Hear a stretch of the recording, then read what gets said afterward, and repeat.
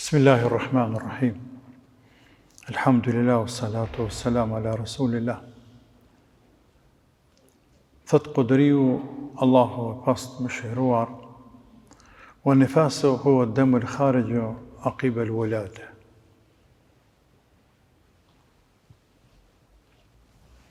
Nifasi, lehonia, është gjaku i dalur pas lindjes. Pasi që foli për ciklin mujor, se gjak i zakonshëm,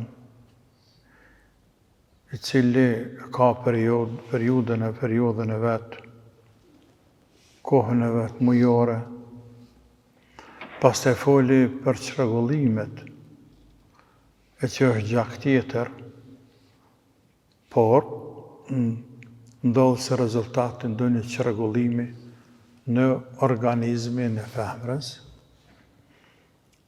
dhe foli për dispozitat e tij, ku nuk pengon asgjë, përpos që për namaz duhet me marrë abdes për çdo namaz. Pastaj kalon tash te lloji i tretë i gjakut, e që është edhe më i rrallë,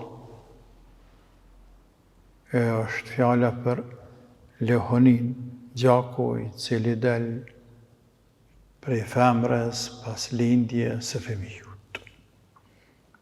Çka është ky gjak? Sa është minimumi i tij, maksimumi?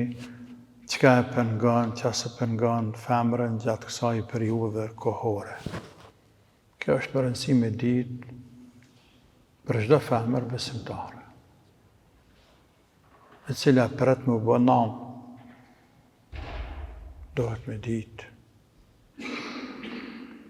Andaj thot autori, Allah pas mëshiruar, dhe nifasi është gjaku i dalur pas lindjes, i cili del pasi lind, apo pasi del fëmiju krejt, apo pasi del gjysma e më shumë e fëmijut. Madje qoftë edhe fëmiju i coptuar.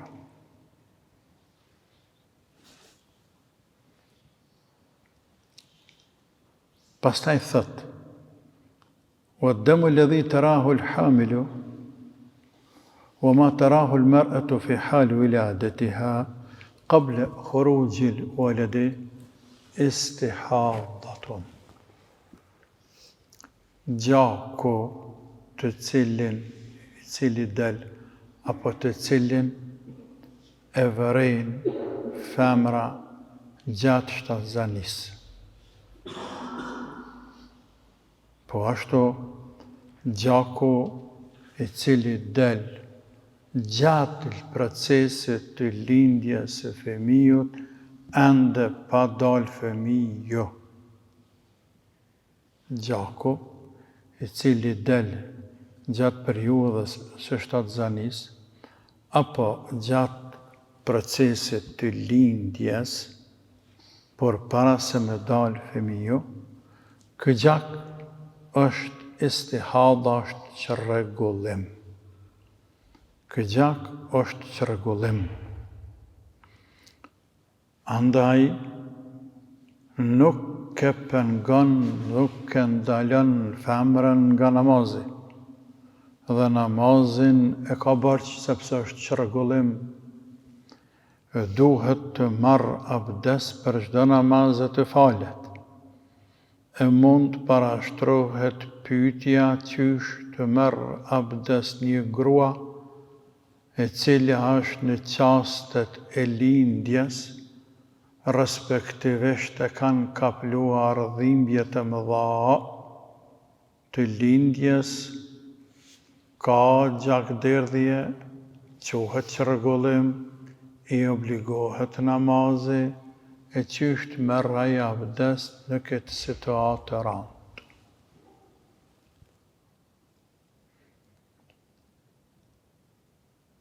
Fillimisht duhet ta kuptoj motra e cila është në atë gjendje se ende nuk i ka ardhur Leohonia, nuk ka hyrë në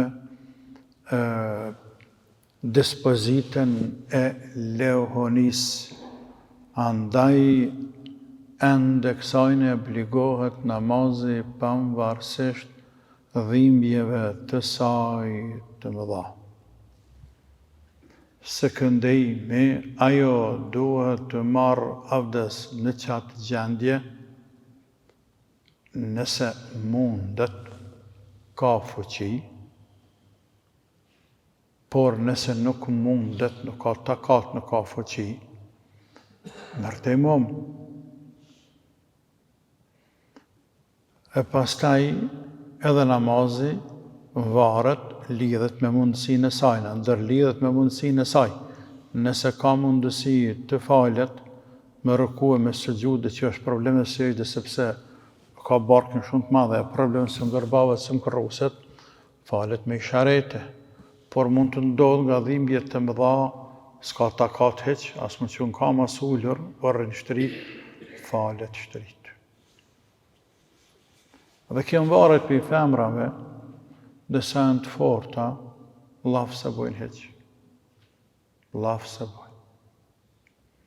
Lafë se bojnë. Dhe sa janë dëpta, krejt spitalin ka me qojnë. Krejt spitali qojnë ka. Natyra njeriu është e tillë, por hukmi namazit është një. Ajo është e pastërt, duhet të falë namaz. Kjo e para, dyta, simbas mundësisë. Të abdesti, respektive shkallën të imam, edhe të namazi, deri tek falja namazit, me isharet e qoftë edhe shtërit e në shtëpi.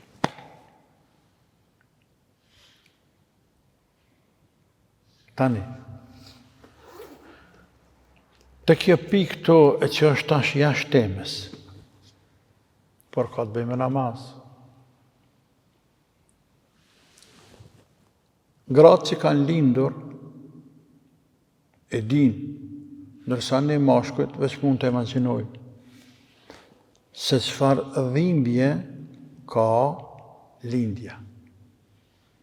Sa që kanë thanë, pas djegjes me zjarë, nuk ka dhimbje më të madhe për trupin e njeriut se sa lindja. Megjithatë, në këtë gjendje shumë të rëndë të saj shëndetësore, sa që po që vdiq shkon shëhet në gjendje, namazin nuk bje. As kush në dynja nuk e gjenë se ka thanë që namazi asaj gruaje shkak dhimbjeve të saj bie. Jas bie namazi. Ndërën forme e falës e namazit, që të ceka me herët, apo të imumit, apo marrës abdest. Por namazin nuk bie.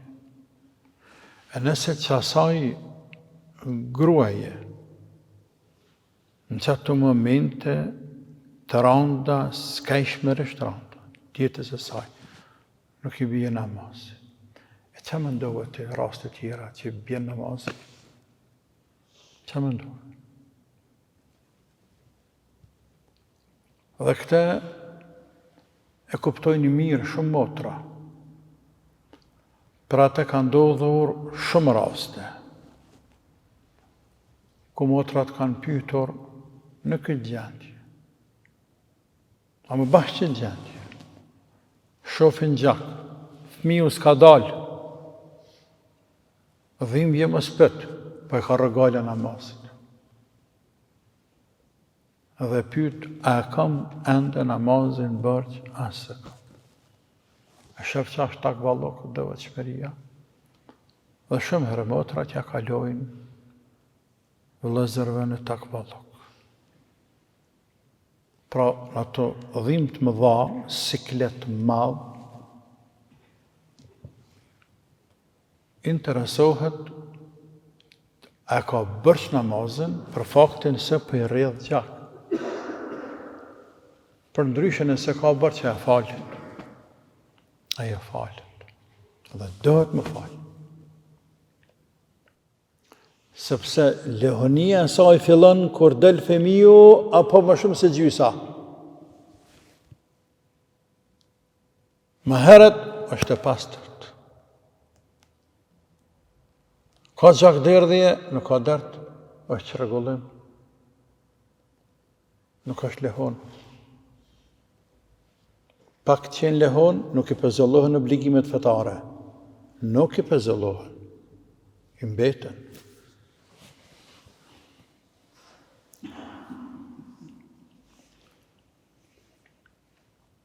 Pastaj thot autori, wa aqallu nifasi la hadda lah. Flet për minimumin dhe maksimumin e lehonisë. Sikurse ata që ka folë për minimumin dhe maksimumin e ciklit mujor. A që ka thënë 3 ditë është minimumi, 10 ditë është maksimumi. Këtu thot, wa aqallu nifasi la hadda lahu. Minimumi i lehonis nuk ka kufi. Nuk ka kufi. E që i bije, ka mundë si gruja lind, dhe krejt që ka në mitër në saj del që aty. Dhe mu, as një pik, gjake, nuk ta ka. Ka mundësi teorike dhe ka mundësi praktike. Është cekur në për libra nëse transmetimi është i vërtet, nëse. Se Fatimja, radiallahu anha, bia pejgamberit, kërë ka lindur Hasanin, Hasan është fëmija i madh, i dytë është Husejni, kërë ka lind Hasanin, ka lind pasi qindis, o që ka marrë abdes dhe ka fali qindin, ka fali akshamen edhe, s'ka pas cikël mujor hiq. Lehoni s'ka pas hiq.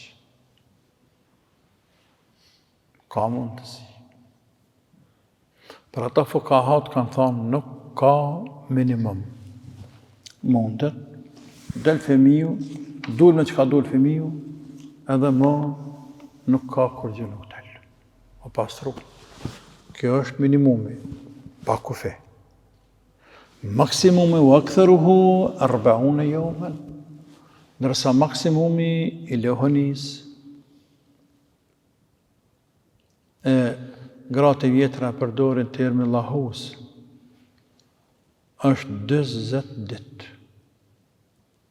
Dhe kjo është mendimi shumicës e ulemave. 20 ditë. Dhe në 40 ditë mund të shatë. Wa ma zada ala dhalike fahu istihada. E nëse vazhdan për tej 20-shës, 40-shës, është istihada çrregullim. Sikur që atje të 10 të cikli mujor, nëse këna majtë men, kemi thonë, maksimumi është 10, edhe qka të shtohet më shumë, qa të shkan më shumë, sa 10 ditë, është çrregullim.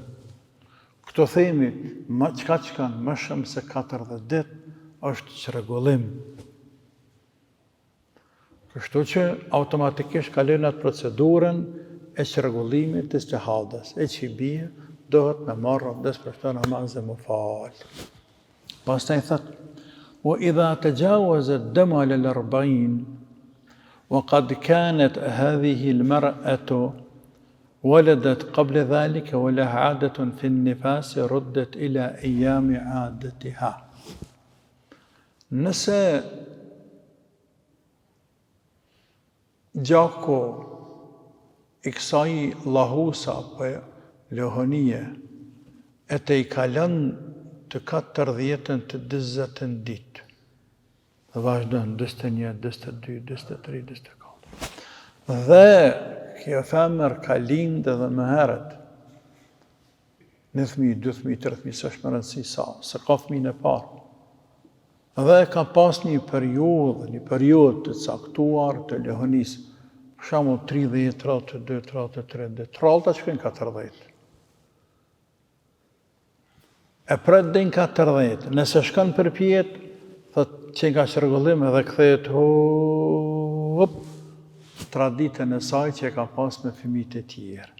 Dhe këtë kohë të ditë të tjera tash i bën kaza kur të mundet. Se kurse që kemi thamë për cikël mujor atje njëjtë. Nëse zgjatët 10 ditë, nuk po nalet 11, thot stop, edhe kthehet te tradita e saj. Ka pas 7 ditë, 8 ditë, tash dita 10 kaloi, dhe me thonë 30 ka falë, do të më kthye te 8 ditë, te tradita e saj, dhe me bë kaza ditët e tjera, me bë kaza namaz. Edhe tek lehonia, dohet më kthye tek tradita e saj që ka pas fëmijët e mëhershëm, dhe me bë këto ditë kaza. E pastaj thot: وَإِلَمْ تَكُنْ لَهَا عَادَةٌ فَابْتِدَاءُ نِفَاسِهَا 40 يَوْمًا. Por, nëse është lindja e parë e saj, dhe gjaku nuk i është ndërprer për 40 ditë, për ka vazhduar më shumë, ka ndërprerjen te 40-shi, te 40-shi, edhe pastrohet pastaj për çdo namaz, sepse është cikël, është rregullim me radhës, por e konsideron lehonin periudhën e vet të lehonisë 40 ditë, thot maksimumi. 40 ditë. وَمَنْ وَلَدَتْ وَلَدَيْنِ. Kjo ishte nëse e lind një fëmijë, e ato gra që lindën 2 bineq. Kur fillon lehonia saj? Ka mundsi njëri lind sabah, tjetër lind në akşam. Tani e ka në fasin lehonin për fëmijës të parë sabahut, apo për fëmijës të dytë. Për ata thot: وَمَنْ وَلَدَتْ وَلَدَيْنِ فِي بَطْنٍ وَاحِدٍ. E nëse lindin 2 bineq nga një bark. Nga një bark ka për qëllim mrena 6 muajve. Nëse lindin 2 fëmijë, njëri derisa njëri mas 1 javë, mas 2 javë, deri në 6 muaj, sepse s'ka mundësi fëmija më pak me dali shëndosh. Në 6 muaj është minimumi. Për 6 muaj më lind. Por rrallë shka ashtu, e heq. Por mund shkoj 1 ditë, mund shkoj 2 ditë, mund shkoj 2 vite. Ka për qëllim për një fare, për një barë i nëzan 2 fëmijë, Allahu ka dashur që quhen binjak, në lindje pastaj, njëri lind një herë, që të lind më vonë. A me orë, a me ditë, nuk ka më rëndësi. Por më vonë lind. Pas cilët fëmijë, prej daljes e cilët fëmijë, ja konsiderojmë ne asaj se është lahus, është lehoni, sepse ai do me ditë nga se ka të bëjë me namaz. Thot: وَمَنْ وَلَدَتْ وَلَدَيْنِ فِي بَطْنٍ وَاحِدٍ فَنِفَاسُهَا مَا خَرَجَ مِنَ الدَّمِ عَقِبَ الْوَلَدِ الْأَوَّلِ عِنْدَ أَبِي حَنِيفَةَ وَأَبِي يُوسُفَ. Ajo grua i cila lindën 2 fëmijë, binak, nifasja apo lehonia e saj fillon pas daljes së gjakut, pas lindjes së fëmijës të parë, simbas Ebu Hanifes dhe Ebu Jusufit. Ndërsa simbas Muhamedit dhe qali Muhammed vë Zufer, dhe simbas Zufeirit, nifasuha ma kharaja min ad-dami aqib al-waladi ath-thani, nifasi apo lehonia fillon pas daljes së fëmijës të dytë. Nëse kjo është khilaf, mesele diskutabile, brenda me dhehebit Hanefi, por kjo është ajo që ka mund të thuhet në pika të shkurtra për lehonin, këtë lehonën apo lahusen që quhet në popull, e që është gjaku pastrohet mitra pas daljes së fëmijës, Zoti kështu e ka caktuar te bareke ve taala. Ajo është krijues që të forme ka kriju, ka jaratis.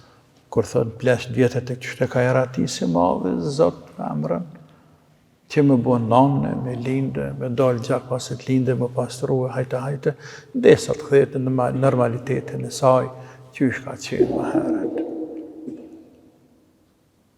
Allah ka bërë krijes me shtu miletin, me shtu njerëzimi. Kështë ka bërë Zoti krijes, por është obligim të sene me i ditë për nga ana fetare, sepse krahas kësaj na kemi obligime fetare, motrat kanë obligime fetare, që në krye tyne është namazi, ku si ndahet robit, po edhe obligimet e tjera. Allah e dinë së miri, wassalamu alaikum wa rahmatullahi wa barakatuh.